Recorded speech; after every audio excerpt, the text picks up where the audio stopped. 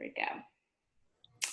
All right, good. So we're going to get into the science behind happiness. I'm super excited because I've just been exploring this topic a little bit in the last couple of weeks. I decided that this is going to be my month of happiness. So kind of dug a little bit deeper into this topic. And it's kind of interesting because I have just been discovering a little bit more about what happiness is, what it's not. And I don't know, it's not something I've always been interested in necessarily, but I'll get into it. But let's go with this. Let's start with this. I have a question for you to start. Let's just share right now on a scale of 1 to 10, 10 representing absolute bliss and 1 representing misery. Where are you now? Oh, probably like 6 or 7. That's good. That's good. I would say I'm probably around there as well. If anyone else wants to shout out, I see Michelle joined us. What's up, Michelle? Feel free to chat in or speak out too if you want to share. It's good to kind of get a vibe. So I will just kind of introduce you to, oh, was that you, Michelle? Yeah, I'm trying to see why I'm not, oh, there I am. Hello, everybody. Hi. So do you want to give your number? What number of happiness you are? Oh, Between 1 and 10? You don't have to, but. 5. Okay, fair enough. Good. Okay, great. So I just wanted to share, for me, what brought me to doing this. I was saying it's my birthday month. Originally, I wanted to do something around gratitude, but instead, I thought, why not explore happiness as a whole? And and by the way, if you're someone who's unfamiliar with who I am, I'm Michelle Williams. I am a wine consultant by trade and am evolving into what I am calling your luxury lifestyle consultant. So I'm working on that and working on my own aliveness and tapping into more of my own aliveness along the way. And one of the things that really, I guess, tripped me up was that for a span of a couple months, I would say, up until about a month ago or so, I was not feeling so happy. And I was feeling really, just like that odd, not feeling good feeling, where it just felt like I'm just not myself. And something clicked to me that I needed to address something further. And actually went and had a conversation with my therapist for a session, and just having a conversation, just acknowledge my thoughts and feelings, did so much, and it just kind of launched me into unearthing and trying to rediscover, just the things that do work toward happiness. And some things are going to be totally obvious, I think, to you. There were maybe some things that, of course, were a part of my knowledge base already. And hopefully some of these things are going to be a little bit new as well. So here's what we're going to go here. And my promise for this webinar really is just to tap into some techniques to have more happiness and more consistently all the time. So we want to go and have these kind of happy faces. So that's the goal here. That's the promise. So if I don't deliver, let me know. So here's what's going to happen. I said, why is happiness important to me?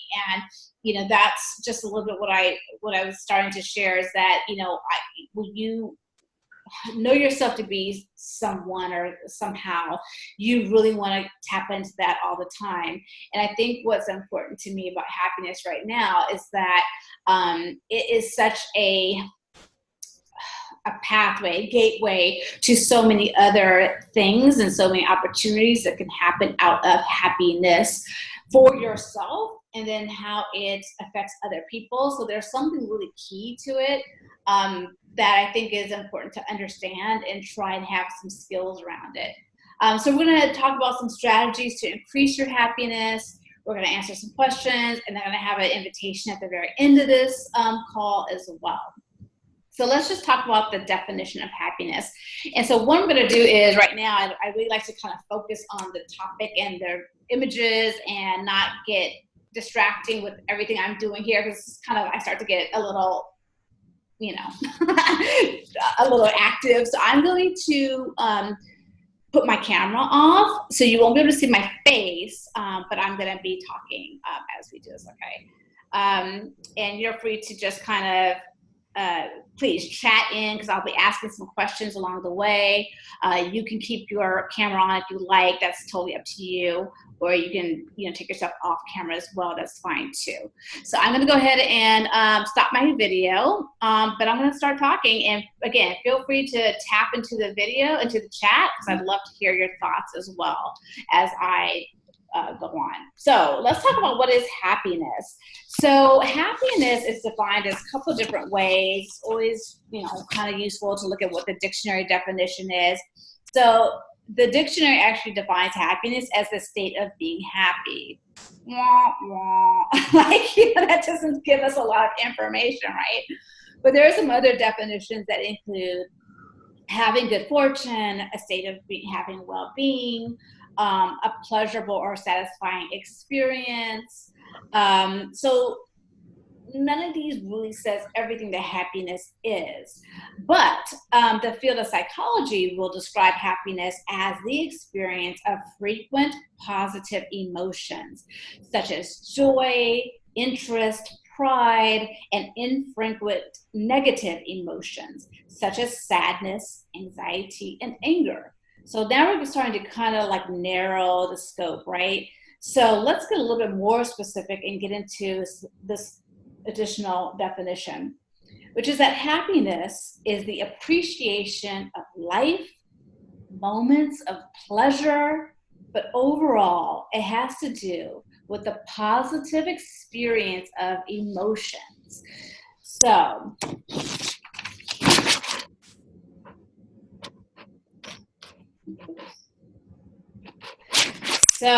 positive experience of emotions. So let's just imagine you won the lottery.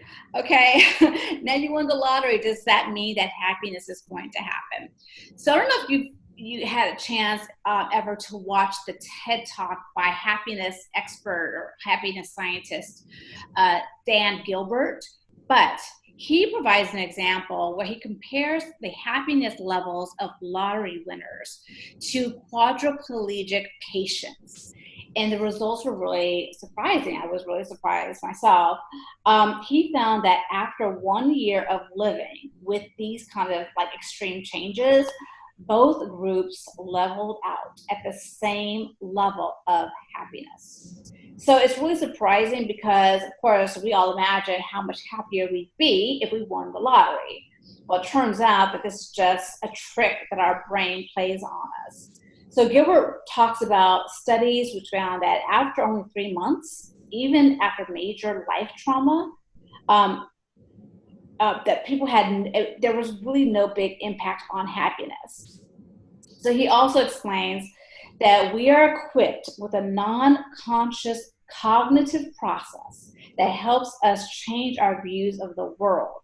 So I want to go deeper here because this is, again, really fascinating. And once you hear about this, you'll realize that we are constantly doing this ourselves.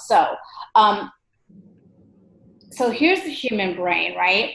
So the frontal lobe is a part of the brain located directly behind the forehead, and it's responsible for behavior, learning, personality, and voluntary movements. This is the part of the brain that separates humans from other animals. So the prefrontal cortex is located in the frontal lobe. So Gilbert explains that this is the part of the brain that has an experience simulator that allows us to imagine experiences without them having actually happened. So no other animal really has this ability, and you'll recognize this from the power of visualization, right? Where many researchers have shown, or law of attraction speakers have talked about the power of visualization, that we can actually create scenarios or outcomes or practice events in our head by visualizing them before they've happened or without them ever have happened, and still create those sensations in our body as if they had happened. So the same kind of applies with happiness. So according to Gilbert, the brain generates two kinds of happiness. There's natural happiness, and then there's synthetic happiness. So he says that natural happiness is the result of getting something we want, and synthetic happiness is what we make happen, or what we make of the situation when we don't get what we want. So what he's saying is that it's possible to create your own happiness, even when you don't get what you want.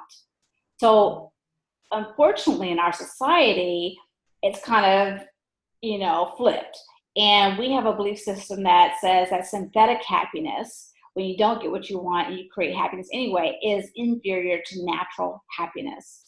So I think this is really interesting. So the idea is that even if you don't get what you want, your brain will do things like start to talk to yourself in a way that starts to see the benefit or the good in what you ended up with.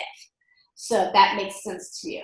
So I think that's really powerful. And there's lots of studies where people, if you end up winning something that you didn't want in the first place, your brain will start to synthesize what you actually got as the better of the two things. So we want to tap into that practice more often to create more happiness. So what can we take away from his research is that, one, a happy life is not always about getting what you want, but it is about learning to enjoy what you get, and our brains are already wired to allow for that. Two, synthetic happiness is not false or cheating. It's really real and can have the same sense of feel-good feelings associated with it.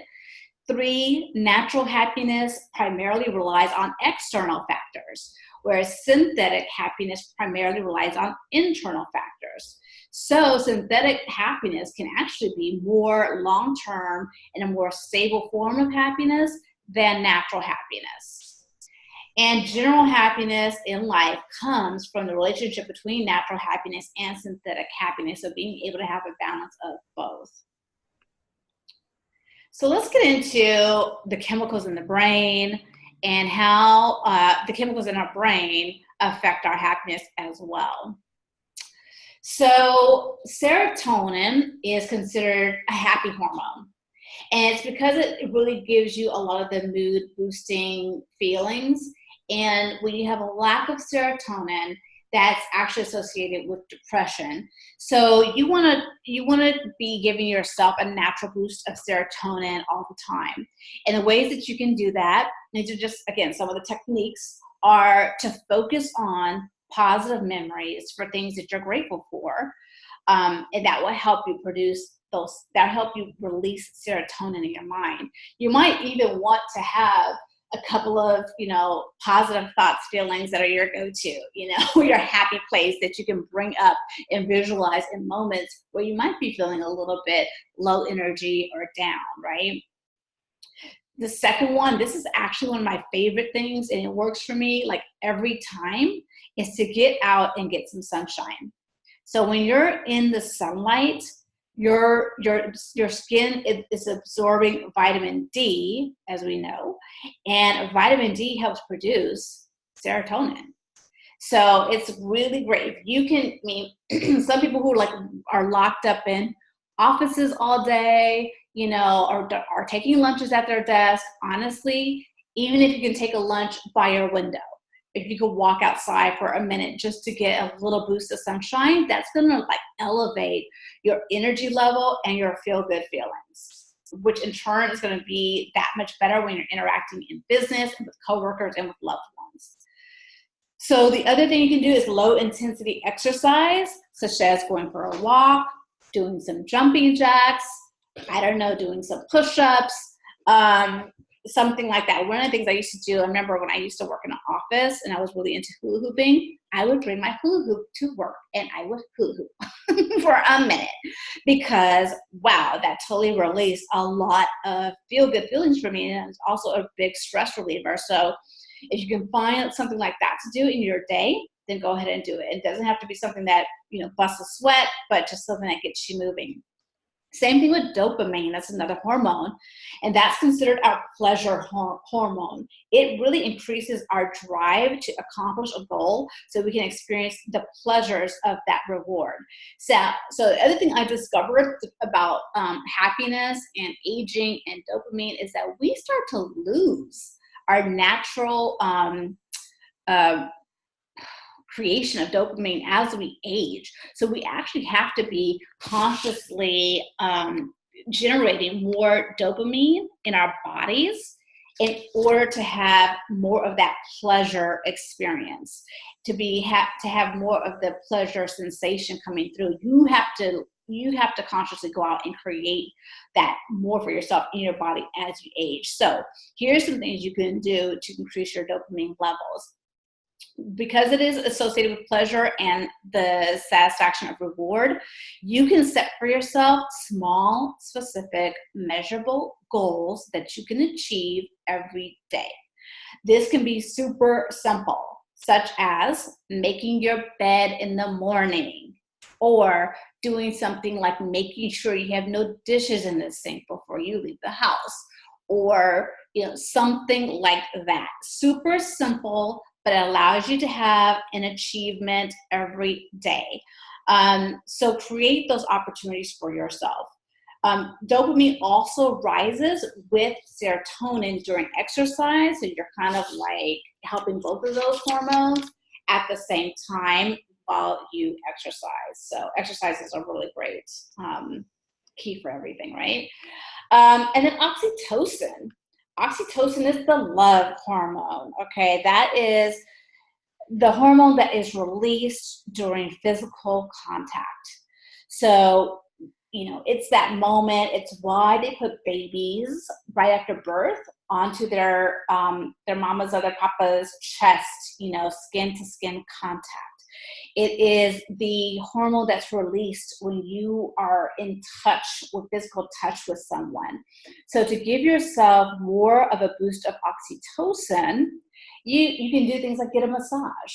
That is prolonged physical contact, and that can help you release more oxytocin in your body. Do something like hug someone. Hug someone.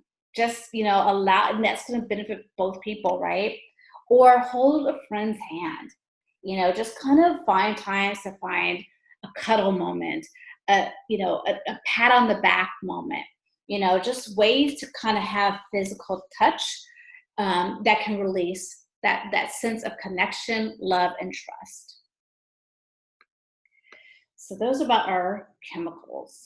So here's a couple things, additional words of wisdom or words that have been used to describe different ways or different understandings of happiness. So the Greeks actually defined happiness as the joy that we feel when we're striving after our potential. It was very goal-oriented, right? Aristotle said happiness is a state of activity. Also kind of describes a little bit like, exercise and being goal-oriented. Eleanor Roosevelt said, someone once asked me what I regarded as the 3 most important requirements for happiness. My answer was a feeling that you have been honest with yourself and those around you. A feeling that you have done the best you could, both in your personal life and in your work, and the ability to love others. And then Michael J. Fox said, my happiness grows in direct proportion to my acceptance and in inverse proportion to my expectations. So just real quick, does anyone want to share how you define happiness? You can chat it or you can say it.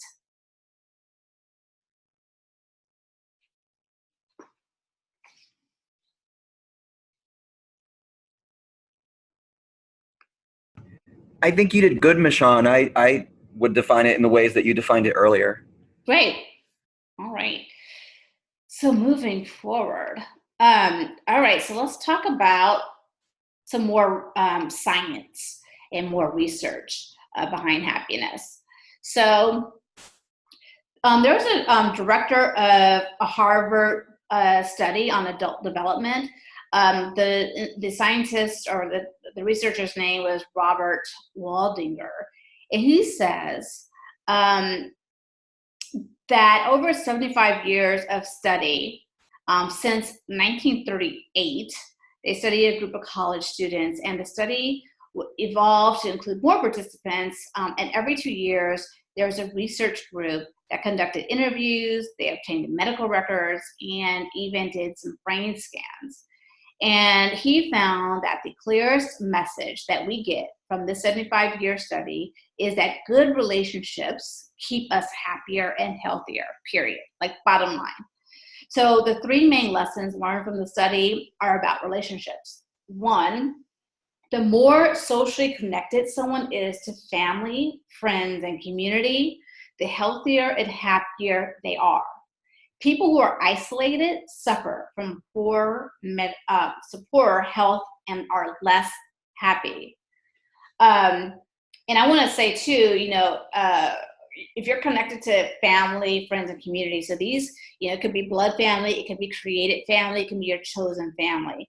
So, just finding communities, different communities to be connected to are going to be what counts.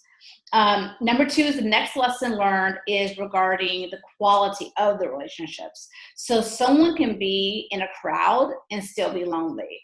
I have heard that many a time. I have felt that. And so I get that. You can be in a crowd and still feel lonely. So it's not about how many people you're around or which community you just happen to be at. It's really about the quality of the connection in those communities, in those groups. So the final lesson is that good relationships don't just protect our bodies, they protect our brains as well. So the study found that when participants had others to lean on and continually develop close relationships with, these individuals experience more overall happiness. And it makes sense, right? Thinking about things like the oxytocin, being able to have physical touch, being able to share with other people. So how do we develop deeper relationships? So one of the things is that, we could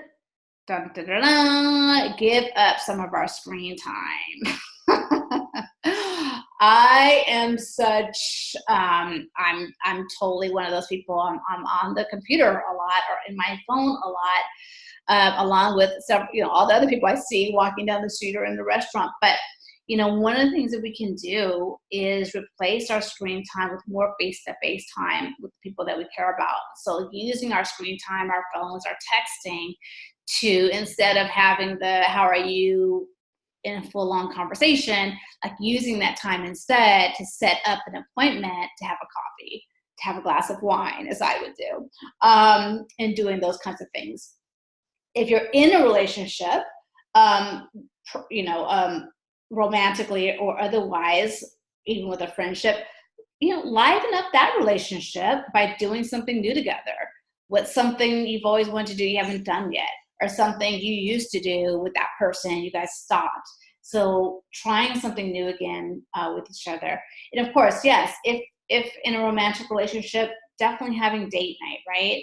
Or doing something you two can do together with other friends or other people you care about.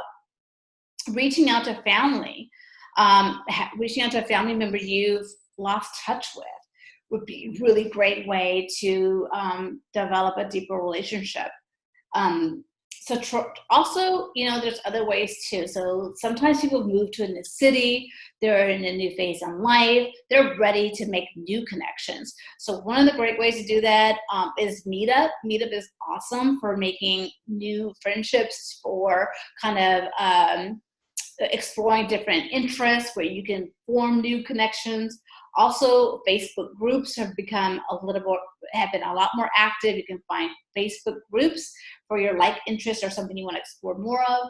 Also, for groups that are more around your neighborhood, try nextdoor.com as well. So building relationships is super key. And I don't know if you've heard this too, but it's also said that, people who are married or have long-term relationships live longer. Or the gentleman, Dan Gilbert, as well did a study on this and have found that people who are connected do have a more sustained level of happiness. It's just all about connection. It's just all about, my great-grandmother, she wasn't married, of course, after a long time, but she and one of her good friends lived together. They lived together for many, many years, and and it kept them alive for a long time because they had each other. So it can show up in many forms. So gratitude, right? We all have heard of gratitude as being a source of fulfillment and feeling good. It's a great way to just really deepen your happiness. So Robert Emmons has been coined as the world's leading scientific expert on gratitude. His research show that people who regularly practice gratitude report experiencing more joy, pleasure, optimism, happiness, and higher levels of just positive emotions all around. Emmons emphasizes that the importance of making a distinction between feeling grateful and being grateful. According to Emmons, feelings develop from the way we see the world, the thoughts we have about the way things are, and perceptions of the way we think things should be. Being grateful, on the other hand, is a choice. I love that. I'm going to say it again. Being grateful is a choice. Gratitude provides a perspective from which we can view life in its entirety and not be overwhelmed by temporary circumstances. So let's take a look at some ways that we can really explode our gratitude practice. So I'm sure everyone has heard this before. Perhaps this is part of your practice. You're doing this already, but it's having a gratitude journal, or just your regular journal, right? That at the end of the day or at the beginning of the day, you write down 1, 2, or 3 things that you are grateful for. So making sure that you spend a moment to be grateful every day and writing that out. Or I would even suggest, if you do have a partner in your life, sharing with that partner one thing you're grateful for that day and making it maybe a partnership exercise. You might want to reflect on a couple questions like, what have I received today? Or what have I given today? How have I given of myself today? These are some ways that you can kind of tap into where you're grateful. For some people who have a spiritual practice, prayers of gratitude are considered very powerful, a very powerful form of prayer. You can also have visual reminders, and that can help you trigger gratefulness or being more mindful of what you are grateful for in your life. And then there's ways to just practice gratefulness in your smile by smiling. So it's a physical form of practicing gratitude. It's just smiling for no reason or for the reason of being grateful. Just any moment. I just remember, I don't know if you remember this show, so it was a long time ago. Oh God, now I can't remember the name of it, with Callista Flockhart, and she was an attorney, and the other attorney in this show was doing a smile practice, and he walked around smiling all day. That was his practice to just kind of create more happiness. So each of these circumstances really offers an opportunity to deepen your gratitude and to get creative and to find more areas and ways to be grateful.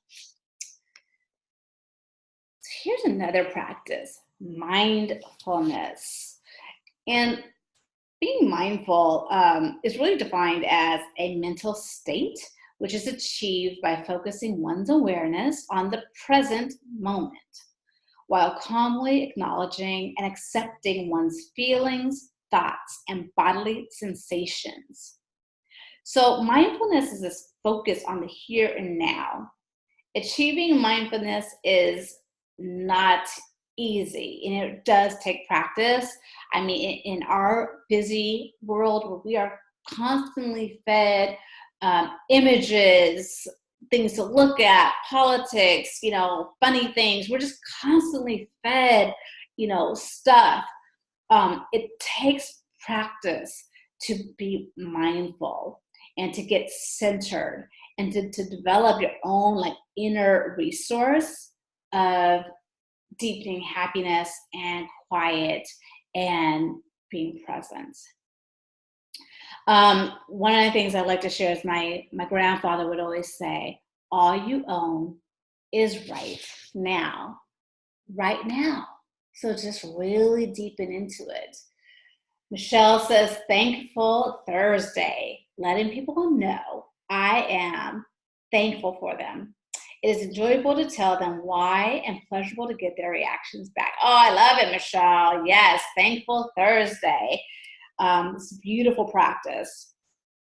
So mindfulness too can lead to happiness by ending the loop of negative thoughts that come up for us many times every day, helping you connect better with others, and it helps you to deepen your inner contentment and being contentment with what's going on in your world, in your life.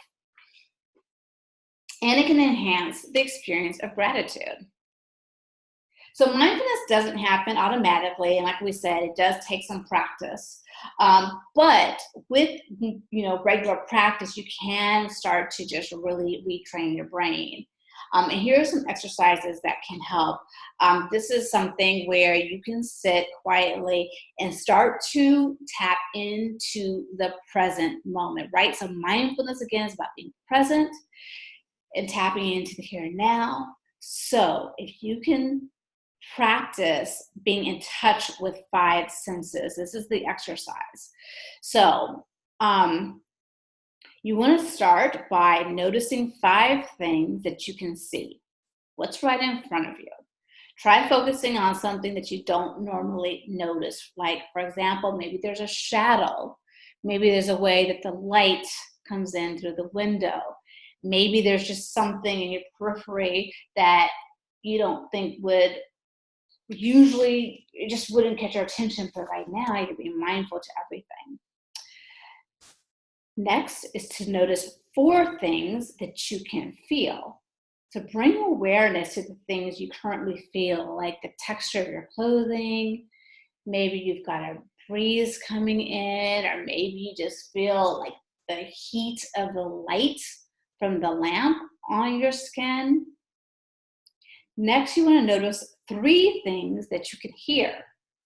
Listen for what's right around you. Like, for example, maybe there's traffic, the hum of traffic outside, or the hum of the refrigerator, or air conditioning, or a bird outside. Next, you notice 2 things that you can smell. Is there a flower? Is there food? Is there just the smell of some air freshener in the room?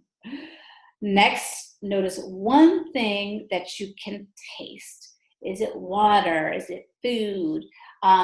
Just kind of notice those things and allow yourself to get really present to your place.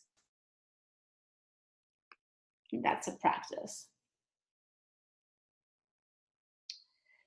So here's some other techniques for deepening your mindfulness.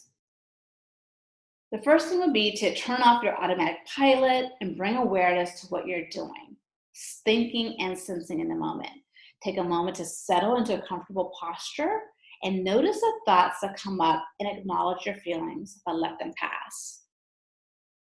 Step 2 would be to bring awareness to your breath, right? Focus on your inhale and then your exhale, and noticing how your body is responding as you inhale and you exhale, and just bring yourself back to that each and every time, right? And then the third thing would be to expand your awareness outward by noticing the sensations that you're experiencing, like any aches or any pressure in your body or any tightness in your face or releasing that you're doing over your face or your shoulders. And these are just ways that you can just, again, develop a practice of mindfulness. And this is something you can do while you're sitting on the couch between emails or sitting in your office with the door closed between, people knocking on your door to ask you a question, or right before you have your lunch or you go to bed. Just ways to, again, bring yourself back to the moment. And this is going to help you deepen, your happiness overall. And I would just say, we're talking about this in terms of mindfulness. You also want to say, we can just call this meditation. So the first one before focusing on your breath, Michelle, was to turn off automatic pilot. So stop, to bring more awareness to what you're actually doing versus what we just start doing. For example, thanks, yeah. So for example, for me, my automatic pilot is like I wake up in the morning, I grab my phone and I'm looking at the time, or I'm looking, did I get any notifications or texts? And I've been really consciously not doing that lately. Like I'm just like, okay, I'm just going to, I might want to look at the time, but I'm not trying to look for notifications or emails or texts. I'm just like, okay, I'm just going to take a moment to get out of the bed and put my feet on the ground or stretch my arms up. So just things like that to bring more awareness to what you're doing. Okay, next is more science. Ooh, what does she say? I read to brush your teeth or hair. Ooh, that's interesting. Without using your dominant hand, or take a different route to work. That's so true, right? We've all been on automatic pilot driving. Can't tell you how many times I'm like, oh my God, how did I get here? But these are good things to wake yourselves up from. So here's another researcher. Her name is Nancy Etkoff. She's an evolutionary psychologist and an instructor of the science of happiness at Harvard Medical School. So her research into the question of happiness really has some other really interesting results. She finds that it just reinforces the things that we should, kind of some obvious things that we should know all along, like, flowers. Yes, flowers in our home are going to make us happy. She also had a TED Talk, and during her TED Talk, she says, we are wired to pursue happiness, not only to enjoy it, but to want more and more of it. So one of the key points in the science of happiness is that happiness and unhappiness are not endpoints in a single continuum. She says, or she found in her study of recovering hospital patients, two groups were examined. One group faced a brick wall, while another looked out on trees and nature. The group who looked out on the brick wall were in the hospital longer, needed more medication, and had more medical complications. And according to Etkoff, happiness is contagious, and our happiness will have a positive effect on our friends, but also our friends' friends. I mean, think about that for a minute. That, to me, it has so much magnitude. Like, your happiness is going to affect your friends, but not just your friends, their friends. Like, what if we just had a happiness movement, where we were really consciously pursuing happiness and bringing that into our world on a daily basis? Because when we are being happy, we allow ourselves to share happiness with others, and it's contagious. It reproduces. I mean, I think that's just incredible, and I think it's wonderful. And if you've ever had the chance, this is, I guess, related but not the same, but if you've ever had a chance to experience happiness yoga, laughter yoga, I would certainly recommend it. Laughter yoga is this practice of honestly just laughing, and how laughing is contagious. And so you really share laughing with others in a room or in an outdoor space, and just being around others who are laughing, even if you don't even know what's funny. You are sitting up there laughing, rolling on the ground because other people are laughing, and the more that they laugh, the more you laugh. I think it's the same with happiness. If you're able to be that way around others, you just can't be mad. You can't be mad when you're around someone who's happy, authentically happy. So speaking of nature, so there's more of a research growing on the connection that nature makes with us being healthier and happier as well. Speaking about the people in the hospital, right? So there's a 30-day study that involved people doing something wild every day for 30 consecutive days. Participants were asked to complete a survey at the beginning and the end of this research study about their perceived connection to nature, how they interacted with nature, and how they felt about their health and happiness. The study showed that there was a scientifically significant increase in people's health, happiness, and connection to nature just by being encouraged to spend time with it. So amazingly, the participants' newfound happiness was even sustained for months after the challenge. So one theory accounts for the nature happiness link is the biophilia hypothesis. Biophilia hypothesis, which suggests that we love nature because we've evolved from it. We evolved in it. So nature teaches us that there is nothing wrong with us. In fact, studies show that people's body image improves by focusing on nature. That diversity found in nature reinforces the beauty in being different. Time slows down. Urgency and deadlines melt away. Ecosystems embody harmony and balance. Quietly witnessing this balance and harmony renews our appreciation. Nature calls you back to reality, allowing you to surrender comfort, control, and reinforces acceptance. So as we remove the chaotic noises of society, internet, social media, and we get to replace them with the sounds of nature, we actually get calmer. We can be more still. We can be more present. It all goes together, right? It's interesting. It all goes together. When you're in nature, you're probably getting the sunshine, right? The vitamin D. You're building up your serotonin. You're in nature, you can slow down. You're getting more mindful. All of this goes together to make us happier. So,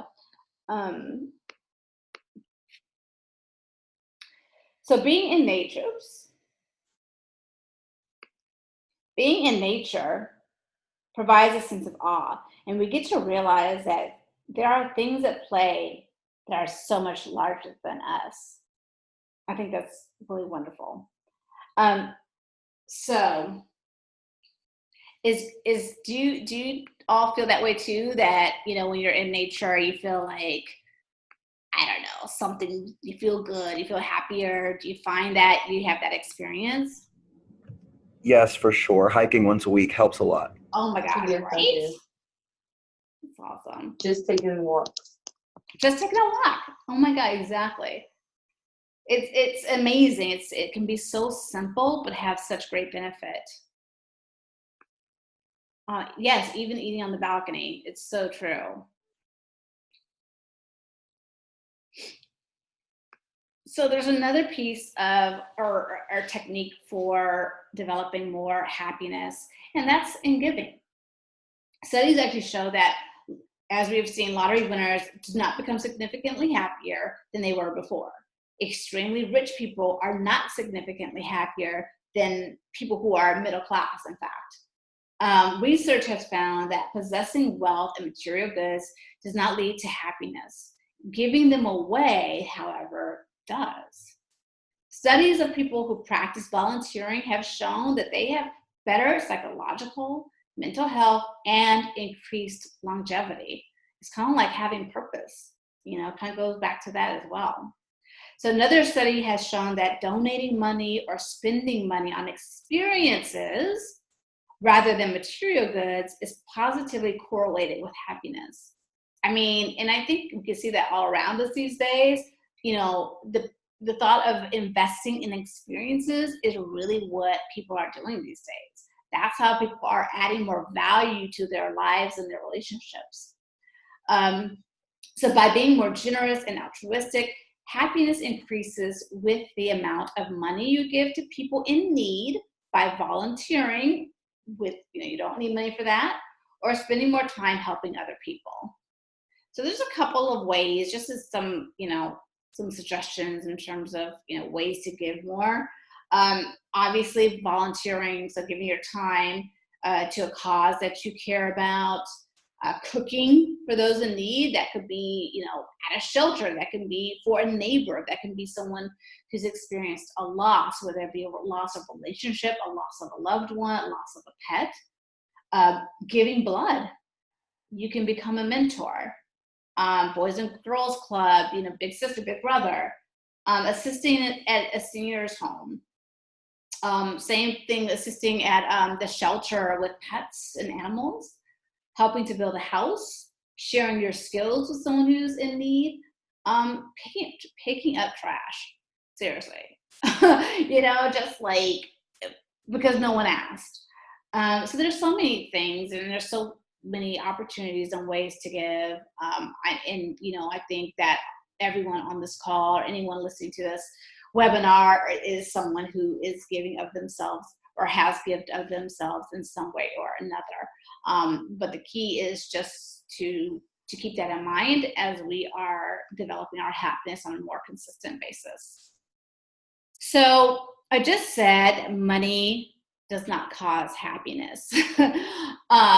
And I just found this quote, I thought it was cool. Happiness is the highest level of success. And I want to use that to lead to something else, which is that happiness can also be a pathway to success. It can be a bridge to success because people want to do business with people who are happy. People want to do business and be in a relationship with people who, are feeling good and helping others to feel good. People want to be around people who make them feel good. It's like they say, people want to do business with people that they know, like, and trust. And happiness can contribute to that. And it can contribute to your, to your career success in that way. So here are a couple final tips for our call, and then we can open it up to some questions if you have any. But to wrap it all up, we talked about 1, savoring the moment and being present, taking control of your time, and not being on autopilot so often, so much. Acting happy, that whole saying, fake it till you make it.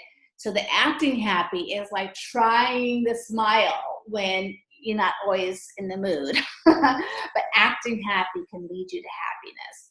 Exercising and making more time for sleep. There's more and more evidence and research showing that we need our sleep.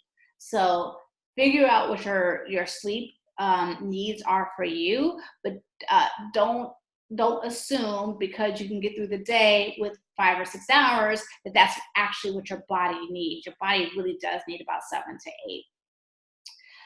Give time and attention to close relationships.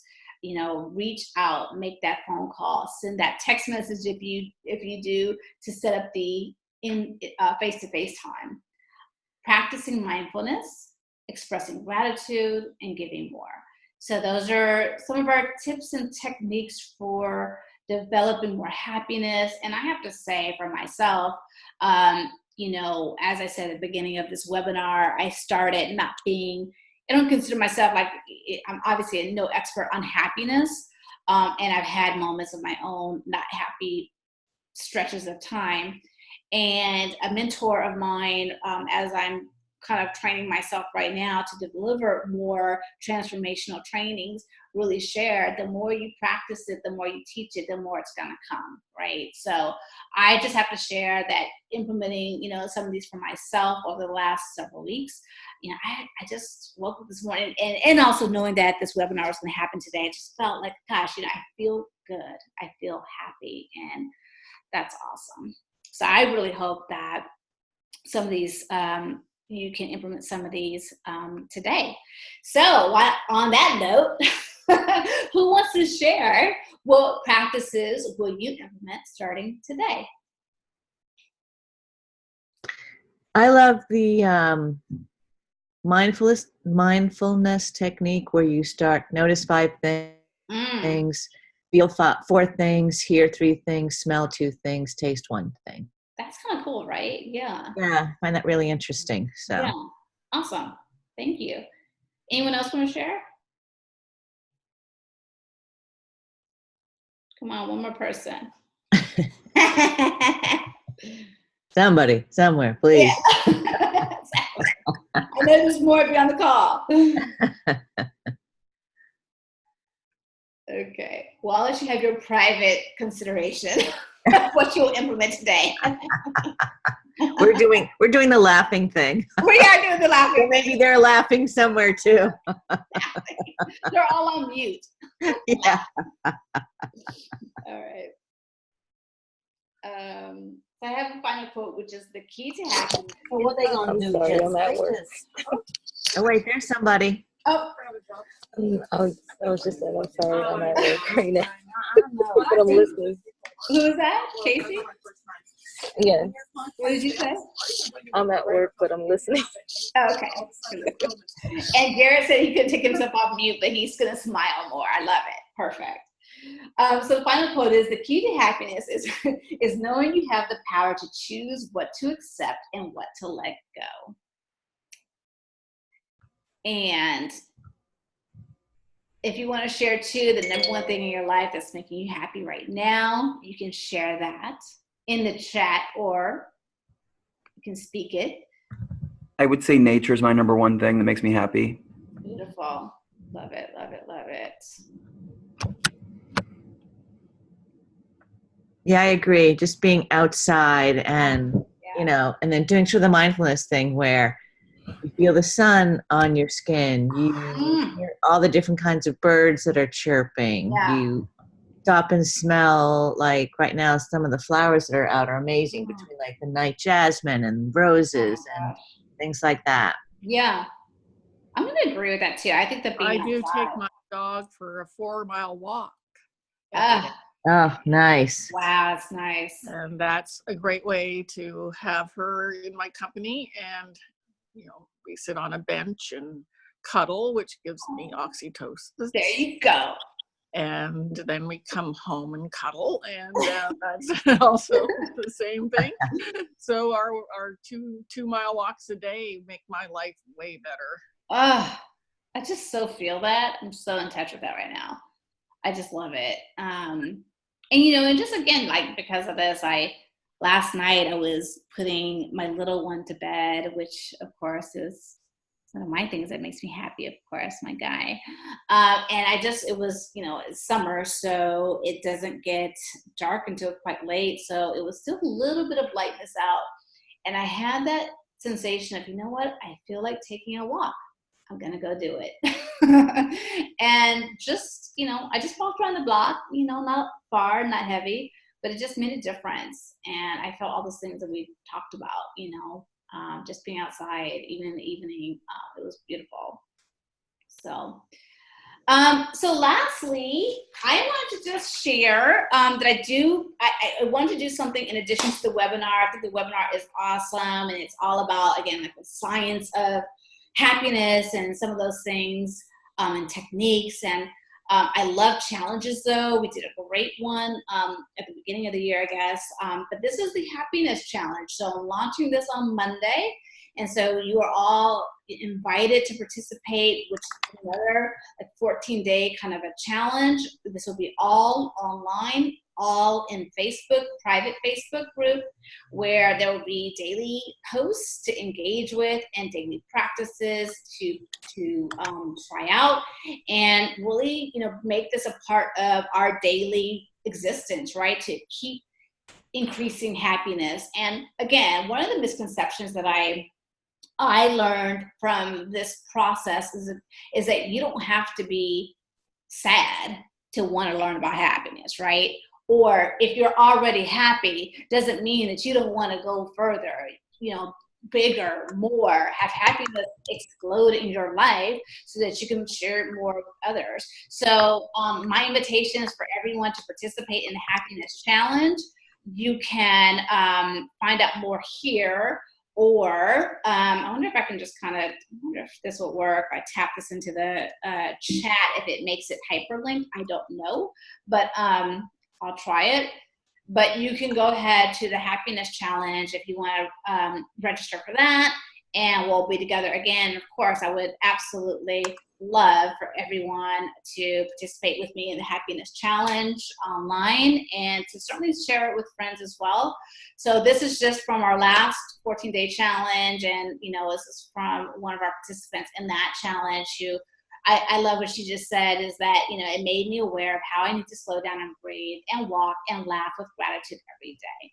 So the challenge inside the private Facebook group is really wonderful because, again, it just allows you to drop in anytime and get what you need from that happiness prompt for the day, and interact and support each other, and also hear what other people are getting and how they're implementing the practices in their life, and maybe where they have challenges, and it's an opportunity to give back, right there in the group.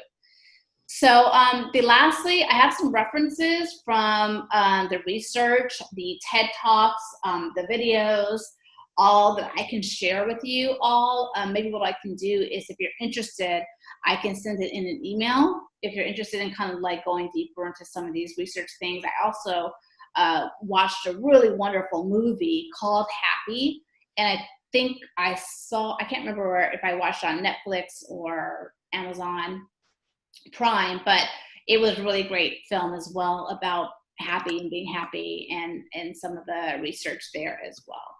So that's it. Thank you all so much for participating. It's one of my favorite things to just, I don't know, this is kind of cool. I get to learn so much too from everyone else. So are there any questions or? Thank you. No, I took notes. It was really great. Yeah, thanks, Michonne. Thank you. All right, well, reach out to me if you have any questions or needing further, and hopefully I'll see you all in the challenge.